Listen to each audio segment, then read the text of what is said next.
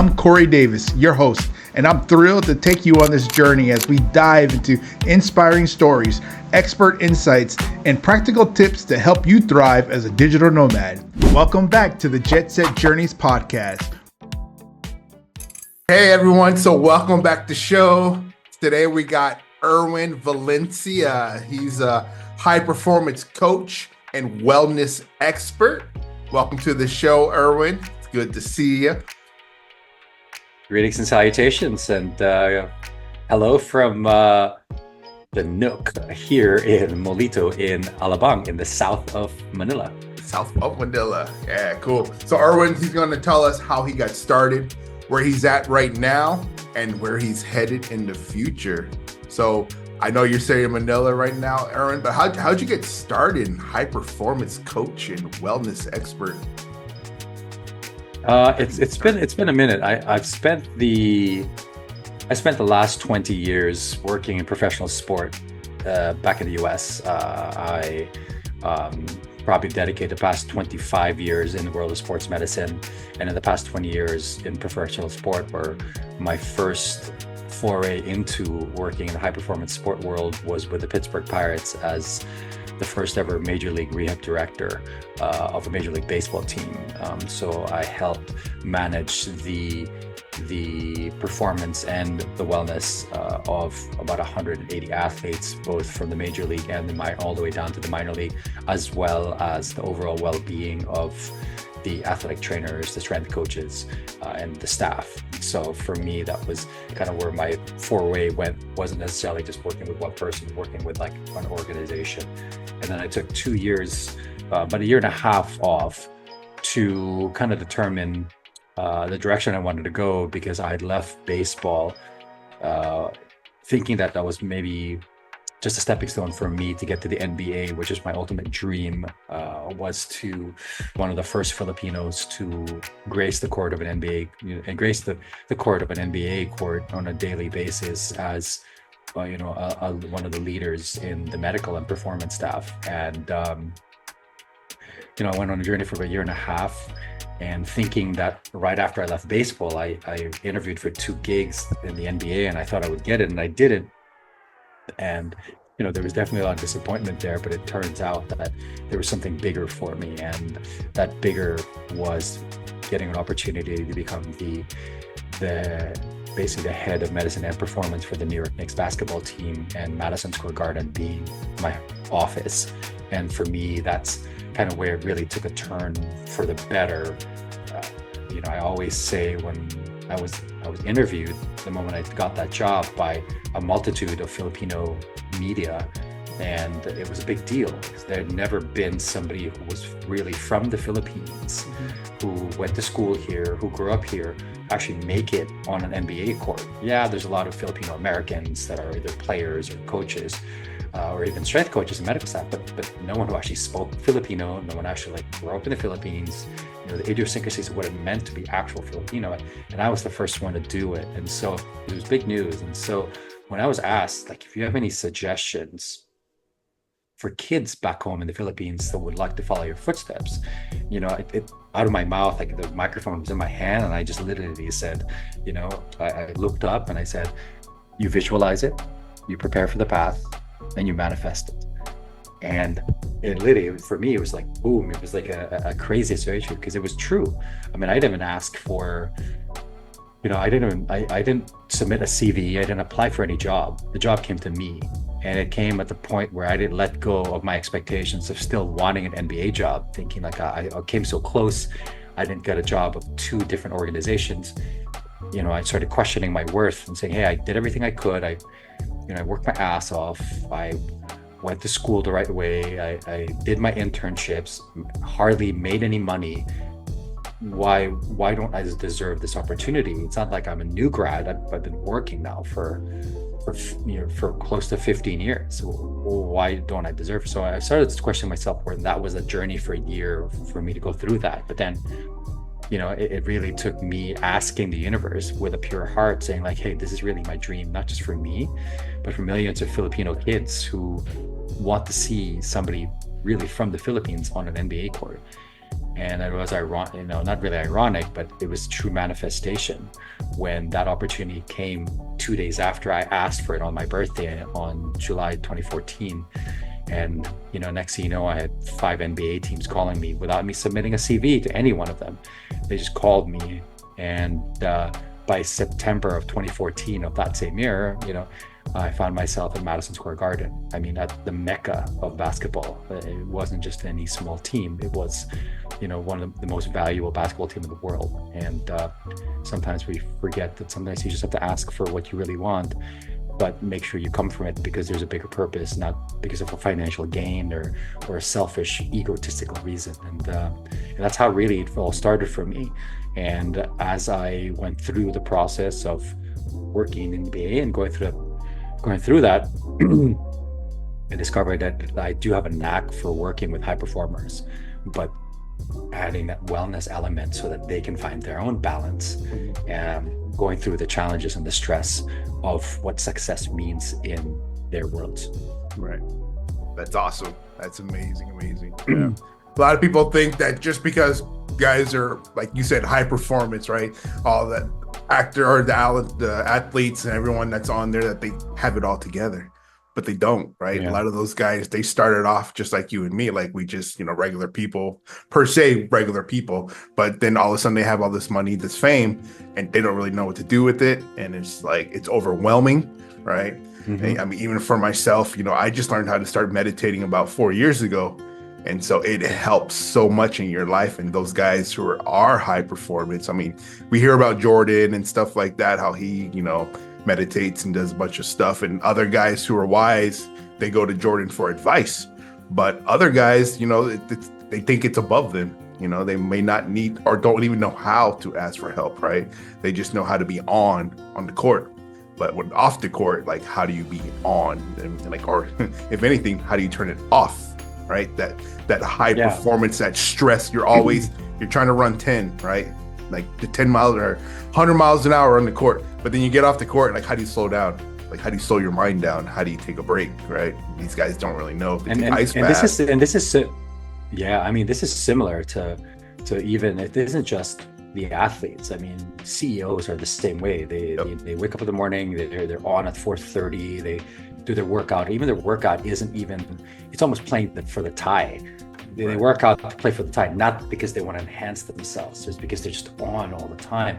Or even an entertainer where, because you have scarcity thought process and mentality that if you don't go to this audition, or if you don't, you're going to miss an opportunity to score that big deal. And when you finally get that gig, whether it's on a TV show or a movie, then the hours are ungodly. You eat terrible studio food.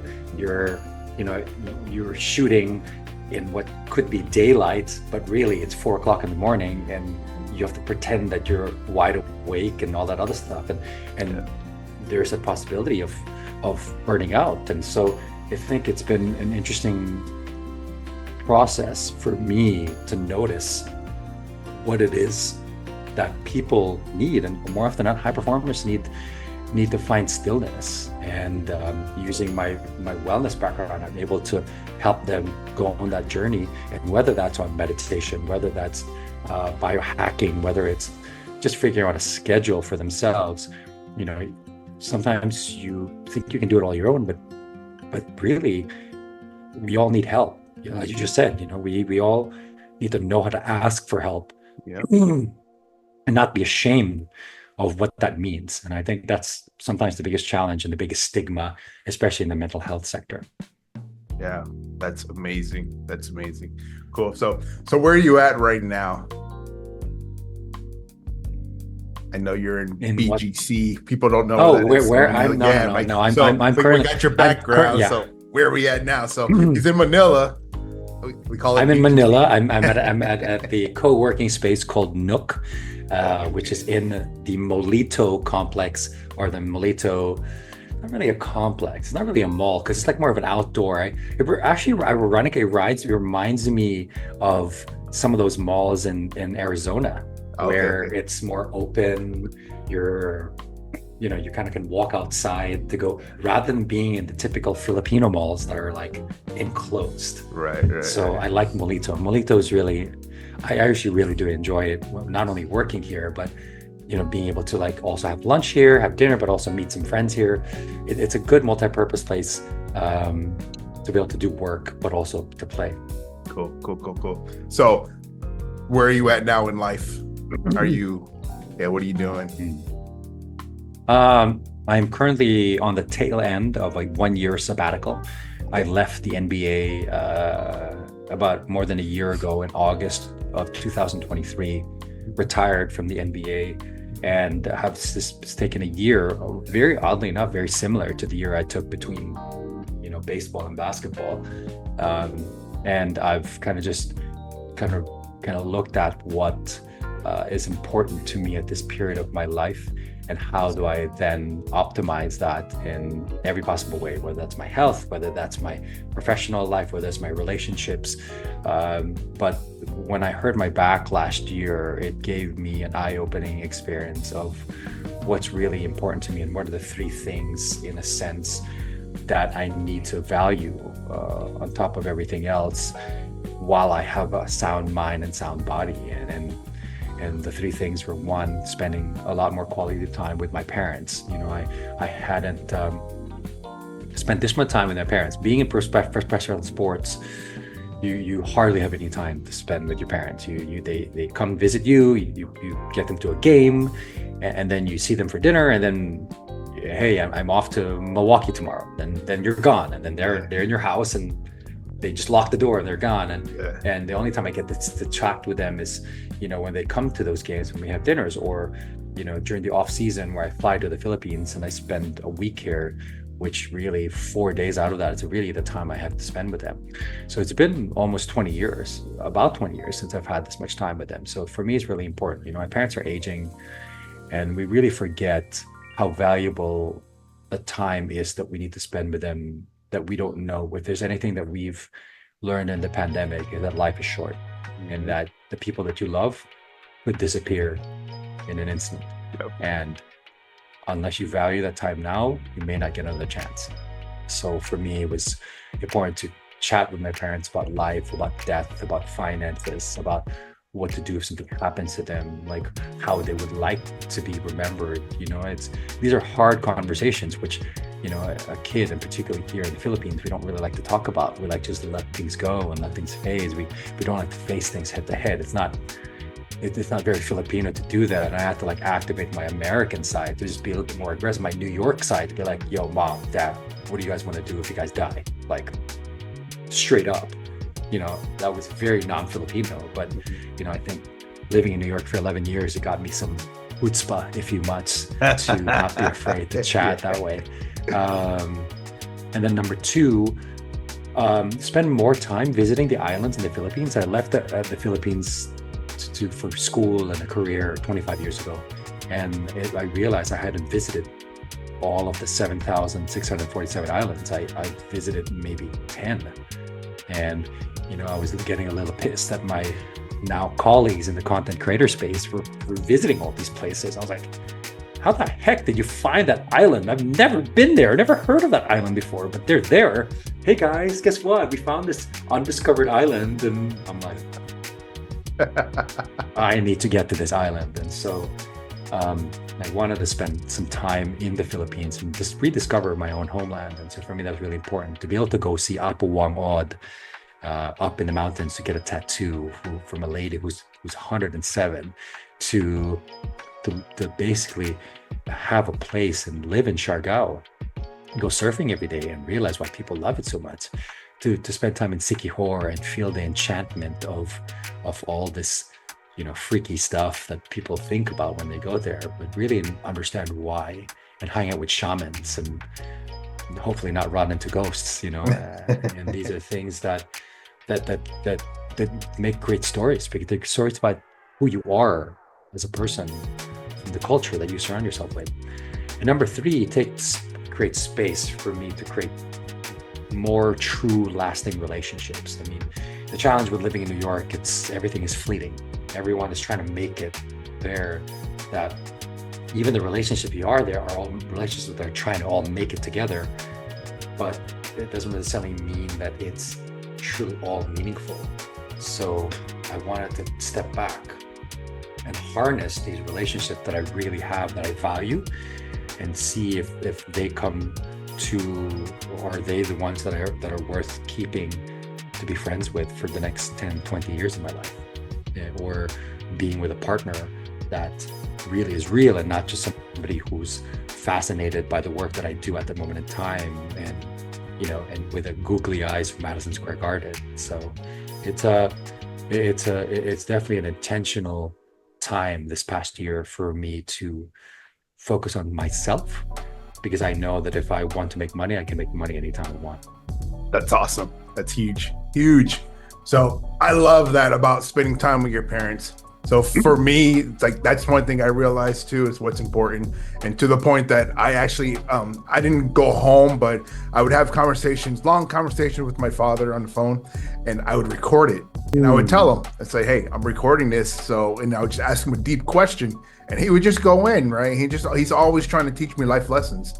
And I was like, I'm going to share this with my kids. You know what I mean? That these are things that, like, I have no idea what my father or my grandfather sounds like or anything, but any advice. So I had no idea what my grandfather, any advice that he had other than being passed along from my father. But technology now, we don't have to have just a pass along, right? I can actually or have my kids hear their grandfather's voice, right? And be able to share the knowledge that he's passed along on me, but they can actually hear it firsthand, which is awesome. But just the fact that you stepped away and you're, doing something, you realize what's important to you in life. A lot of people don't spend that time to realize certain things are more important. Is money important? Like, they wait till their deathbed, be like, I didn't spend enough time with my kids, right? Or like you said, I didn't spend enough time with my parents, and it's too late. So first, you have to give yourself that time to think. And the fact that you were able to do that even during your, your high performance job, you're able to give yourself time to think and realize what is important in life, and then actually act on it, right? Because sometimes people do have these realizations, but they keep postponing it. And then boom, unexpectedly someone passes away, and you have all these regrets, right? We don't want to live life with regrets if possible. So the fact that you're doing that is absolutely amazing, and sharing that story, and hopefully you're going to motivate at least one person to be like, whoa, realization that I need to change my life. I need to find out what my priorities are. Working this job, I like calling them job, right? Just over broke. I mean, I had a 6-figure job back home, and I was still just over broke because I had a Lexus, I had a 6-bedroom house, and I had all this, which was just bills on bills on bills, right? And I'm like, is this stuff really important to me? Like, and I'm spending like 60 hours a week at work. I'm like, yeah, that's great, but what about my life? And like, that's why I stepped back. I was like, I need to figure out something else, right? I don't want to wait till 65 retirement and start enjoying my life. It's too late. I always say, my knees hurt, my back hurt. I want to go climb the rice terraces, but I can't. So I'm just going to sit here and watch other people do it. Like, no, come on. We have to work to live, not live to work. Right. Mm-hmm. And so that's amazing. So now you're out there sharing your story. So are you creating content out there? I know you said some of your peers, you're creating content. Are you doing that to share what your job is? I think I think I'm in the midst of building things right now.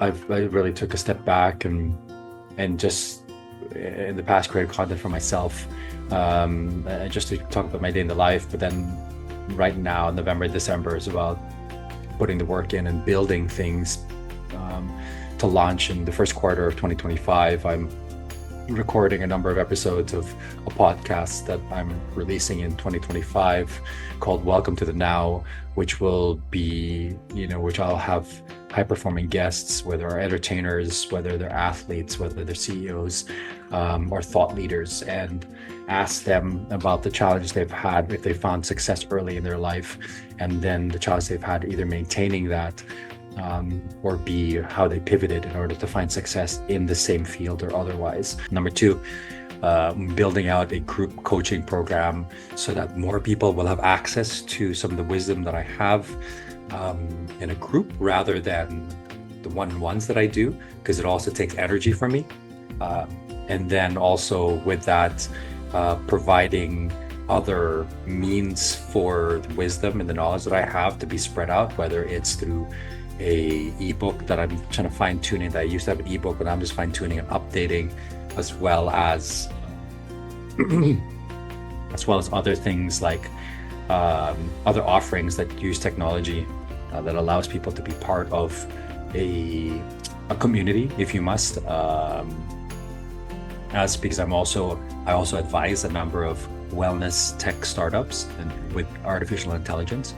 And so to be able to incorporate that even with my own practice, with my own community, is definitely something that I'm building out, as well as continuing the work I have with my two nonprofits, Gratitude Gang, which is a nonprofit that supports the mental health and nutrition of the indigenous, rural, and island communities for kids in the Philippines, as well as Grasshopper Project, which is my nonprofit that is a mentorship nonprofit for people in the health, wellness, and performance industry. That helps bring mentorship to them around the world. So I'm involved with those things, as well as a lot of speaking engagements and a lot of consulting in different parts of the planet. So this is what's keeping me busy at this moment. I met a monk in Cambodia that told me not to launch anything, but to continue just working and, in a sense, chilling for November and December. And if I want to release things, he said, don't release until January. I was like, fair enough. That's what the monk told me when I was in Cambodia 2 weeks ago. I was like, I'll heed his warning. I'll just like live in this moment. He just enjoy these moments. And then, in a sense, go full on in January. Nice. That's beautiful. All right. So tell me this, what's surprising fact that most people do not know about you? The current generation, I say this, not everyone knows that I used to be an MTV VJ. I think the older generation and my peers, they did. I mean, my peers know, and it's these peers that know me. They're like, hey, yeah, you're like OG VJ guy, OG VJ and OG DJ guy. But, we've already passed, I'm a part of I was the border between Gen X and the millennials. And so now the millennials that are full millennials and the Gen Zers and the Gen Alphas, I mean, they have no idea of who I was and why I'm able to have no problem speaking in public, why I'm okay being in front of the camera, being in front of the microphone. Is because this is who I've always been. I used to not only be a VJ for MTV, I used to be one of the old school DJs that I used to drop the ones and the twos. I mean, all these kids now are trying to use the computers while they DJ, and like try using actual records and tell me if you really know how to DJ. Right. That's all I gotta say. Right. That's awesome. Still old school. Wow. And right there in the Philippines. So I know you guys got some crazy beats that you guys come up with. I had a couple buddies that DJ, and I was like, how do you even come up with this stuff in your head? Like, it was ridiculous. So I don't know what it is, that talent. Yeah. And then what do they call it? The B-boys? The B-boy dancing? Yeah, I was a B-boy. I was a B-boy back in California when I was younger. And so for me, I was really all up in that. I was all up on breaking. I was all up in DJing. I was all up in the music. But then, what's funny is like as much as I was into that, I was also a massive R&B guy. So for me, I love the singing in R&B, and you probably already noticed that Filipinos love 90s hip hop and R&B, and we feel like that's where we belonged. And it's really kind of funny how I was part of that generation when I was a DJ at one of the top pop stations here in the Philippines while I was in college, and I would get the new songs that were coming up, like new songs like of Keith Martin, and even when 112 had some secret stuff that was coming up, or all these other things that not even the pop world knew, but it was like deep R&B. And so those are the days that I really enjoyed. That's awesome. That's what I love.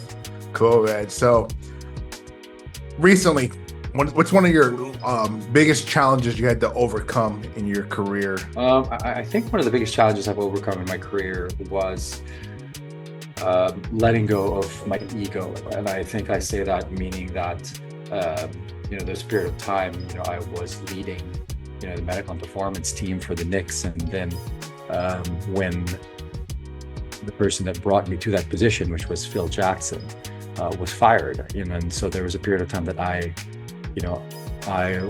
was asked, in a sense, to leave if I wanted to leave. And I decided it's either you leave, you shake hands, say it's been a good ride, or B, I renounce my role as the head of the team and be a staff member, and there will be no head, and just do my job. And so for me, initially it was painful, it hurt. But in the end, I said, it's all about the guys. If I get an opportunity to continue to influence the guys with the work that I do, then it doesn't matter what title I have. It's just about the work. That's beautiful. Yeah, that's awesome. Man, so obviously you stayed. So, man, that's hard too. Hard to make that decision. But it tells you a lot about yourself, right? When you actually made that decision, what was important to you. And yep. Some people realize that, or the people don't realize that when one door closes, another one opens, right? And you learn a lesson that you could never have learned if all the doors were open for you. So people look at certain bad times in their life and they just, why me? But if they realize that's the times that they learn, that's the times that they grow, right? There's no growth in stillness. There's no growth in everything being positive. All the growth comes from the negative and just the, the downfall, at least the massive growth that you gain. Like, for both of us, like for me, COVID, that was huge, right? It's a sad time for the whole world. But I think a lot of people had a 180 flip in their life to realize what's important when you're seeing, we know life is short, but there's people out there who are in their mid-20s, early 20s, passing away, right? And even their 30s. And you're like, I'm waiting until like 60, like I said earlier, waiting till I'm 65 to retire to enjoy life. But tomorrow's not promised. And it's more of a realization when everyone's kind of healing off around you. So it's just, it is what it is. So anyways, man, so if you could start over, what do you think you would do differently in your career? Nothing, actually. Awesome. I think I did everything the way I was meant to do it. And I just, as long as I continue to live without regrets by saying yes to that, which I believe are right for my direction, and saying no to the things that I don't really resonate with. And so I think I've always followed my gut pretty well. And even things that look shiny and bright, but if they weren't really for me, then I just didn't go for it. And I think that's the thing. I don't think I'd ever change the path I would have gone, because I've done everything I've ever dreamed of doing because I followed my gut. That's beautiful. No, absolutely. All right. So what you think, you're around a lot of successful people, right? A lot of high performers. What do you think separates them from your average person? Mindset. Yeah, there are people that are bigger, faster, stronger, but the difference between an NBA player versus a superstar is pretty massive, and the difference between a superstar, a star, and a superstar is very fine. And that 1% has to do with how they think and the mentality that they have. It's the difference between understanding that when a challenge is faced, it's how do I get around this, rather than, oh man, another challenge.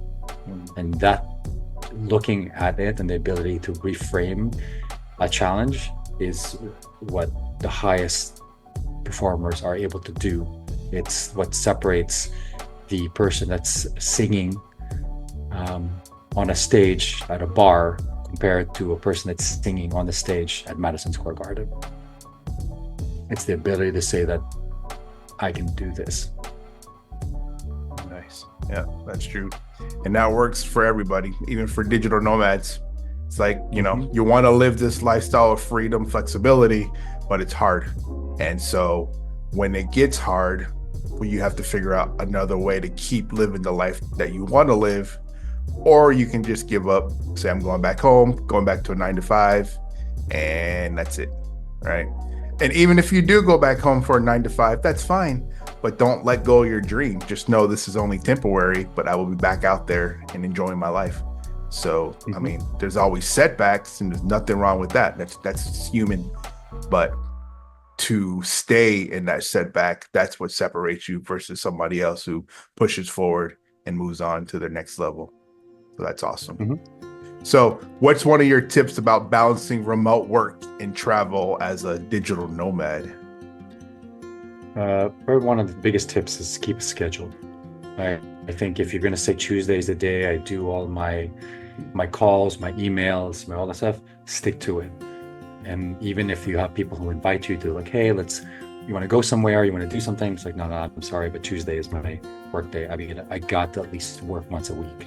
It's not all fun and games. And that's the challenge I've had to educate my parents on. It's like, they just create a social calendar for me without even asking what if I'm busy in the week or if I've scheduled. They're just like, oh, are you going to are you eating lunch here, right? Or oh, we're going to have lunch or dinner with your auntie. And I'm like, no. On Tuesday, we're not doing anything. I work also the fact that Monday night is when I do most of my evening calls for people in the US. So I work late. I don't finish my calls till 3 o'clock in the morning. And now with daylight savings times, like last night, I didn't finish my call till like 4 a.m. So Tuesday is like, okay, the day, like, don't schedule anything for me. Don't wake me up in the morning. They'll probably sleep till 4 or 5 in the morning. And, I want to just get all my work done on Tuesday. So it's Monday afternoon all the way till Tuesday night. So to be able to educate my parents on that, or even your friends, is saying like, these are my work days. So usually my full work days are Tuesdays, Wednesdays that I meet up with people or do podcasts, like go guest on people's podcasts per se, and have my like dinners with dinner meetings. And then Thursday's another work day. So I really try to like squeeze everything in within a Tuesday, Wednesday, Thursday. But Tuesday, there's no excuses for that. There's no like, hey, let's go do this. Like, no. Tuesday, I'm in my laptop, I'm working. So you have to create a schedule and make sure your boundaries are known by those people that are around you. Even if they love you that much, you say, hey, look, I got to work. So that's it. Yep, that's awesome. Yeah, a lot of people they think that because we're working online that we're not doing anything, right? And their mindset, exactly. If you're not leaving and going to a 9 to 5, you're just in your room. You can take a break. You can do this. You can do that, right? And they try to pull you away. But like you said, no, you have to have a set schedule and let people, your loved ones, know that, no, this is my schedule. So you consider this my 9 to 5, right? You don't come bothering me. It's just, I'm just doing it virtually. So we just have to keep from that, this is just how I live my life now. So that's awesome. Yep, keeping a schedule, y'all. What's a good strategy for creatives to overcome blocks? I think it's one of the key things to do so that you don't end up getting blocked is put a checklist together of the things that you want to get done. And I say that because I think the biggest challenge is that we as creatives or digital nomads, or if you must, we enjoy the freedom, but we realize that in order for us to actually be creative we need a little bit of pressure.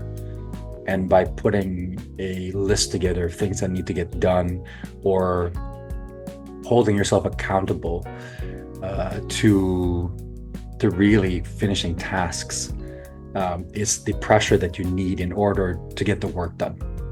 I think it's a misnomer where people think like, oh, I'm going to go hang out in some coffee shop in the middle of the mountain and guess what? I'm going to get all my work done. Like, let's be honest, really? You're going to end up sitting down, you're going to stop, you're going to enjoy the view, and you're going to be like, oh, wow, it's nice up here. Oh, maybe I'll just work tomorrow. That's what happened. I think in today's world, we have so much input now that when we find an opportunity to just look without the input, we're just going to enjoy it, because then we're going to go like, oh, YOLO, So we need to put a little bit of pressure on ourselves so that we can get stuff done. That's right. So I like to say, create a goal and write it down. If it's not written down, then it's just an idea, right? So once you write it down, now it's hard in stone, and then give yourself a deadline, right? Because otherwise it'll be a year later, you'll look at your goal list and be like, man, I didn't hit anything, I already got one or two. Yeah. So, give it a deadline, and also give it a priority, guys. Like, prioritize what's important to you. And that's not just for work, that's for life too. So absolutely. Yeah, like you said, get to the mountains and you're like, I'm just going to enjoy this view. So, which is fine. But you just got to realize that once you're in certain places, that you don't mix work and pleasure. As much as we say work-life balance, but it's work-life balance, not work and life, right? So you can set your place for work, and this is the area I'll be working in. And then when you go out and enjoy life, I'm not thinking about work. Just forget about work and enjoy your life for the day. And it's exactly that. I mean, going back to that, to your question, is like, make sure you put yourself in situations where work is work and then life is life. And I think people think that you can, because you see it on Instagram, people will be like, oh, this is my work view today. Well, let's be honest. Are you really working on that day, or are you taking photos because it looks good? Because most people are probably enjoying that view. They're not actually sitting there actually fully working. Because if you're working, then you don't even care with the view, because you just need to get the stuff done. Exactly. So, yeah, IG is great, guys, but don't realize it is what it is. It's not reality. And so that's what I love about a lot of the digital nomads now. They're trying to show people on IG that, hey, this is the reality of the digital nomad lifestyle. So it's not all glitz and glamour. So just be ready to put in that work. Cool. So Erwin, if anyone wants to get a hold of you, and if they want to learn more about what you're doing, what's the best way for them to do that? Yeah, the best way for you is to find me on Instagram and send me a DM at Erwin Valencia. That is my Instagram. That is my LinkedIn. That is my Twitter. That is my TikTok, and that is my YouTube. They're all Erwin B. Valencia, ERWIN, letter B, VALENCIA. You can find, and we'll add it in the descriptions down below, guys. So I just want to get that out there for anyone who's driving and listening, so they can have. Yeah, and also make sure to support the one or both of the nonprofits that I founded. One is called Gratitude Gang, and you can find that in gratitudegang.org. or Grasshopper Project at grasshopperproject.org. Yep, and we'll go ahead and add those in the description as well. So that's awesome. So I just want to go back to your nonprofit. So how'd you get started in that? I've always found a way to give back. It's giving back and being of service is a top value in my life, and so to contribute is the number one word that describes me. That's my ethos. My ethos is I'm a contributor. And so for me, I've always known that I was blessed and lucky to be able to have the opportunities that I have. And so I've always asked myself, what's the best way for me to spread that love to everyone else and maybe not have the same luck that I have? And so Gratitude Gang was a little bit later. Grasshopper Project started when I started my first company in 2013, and it was like a side initiative as a mentorship program in order to get kids in the local areas to be involved when we held conferences and stuff. And it turned to a full nonprofit in 2016. Actually 2018 is when we got the 501c3. I applied for 501c3 in the US around 2016, or got it serious of putting it together. And in 2018, we were granted a 501c3 out of the state of Florida, but it's a global nonprofit. And then Gratitude Gang came out of, initially it was a community that I built on a social audio app called Clubhouse during the pandemic in 2020. We grew to about 50,000 people part of that community that just gave gratitude every single day and asked and held people accountable for their gratitude. And then in 2021, when a massive typhoon hit the Philippines, particularly in the Visayas, and particularly it hit Siargao, which was very dear to me. I wanted to find a way to raise funds to rebuild the schools for the kids, and I used the power of Web3 and digital assets to create art that allowed for NFTs to be created, which then raised funds to rebuild the schools in the Philippines, and we became the first ever social impact NFT project in this space.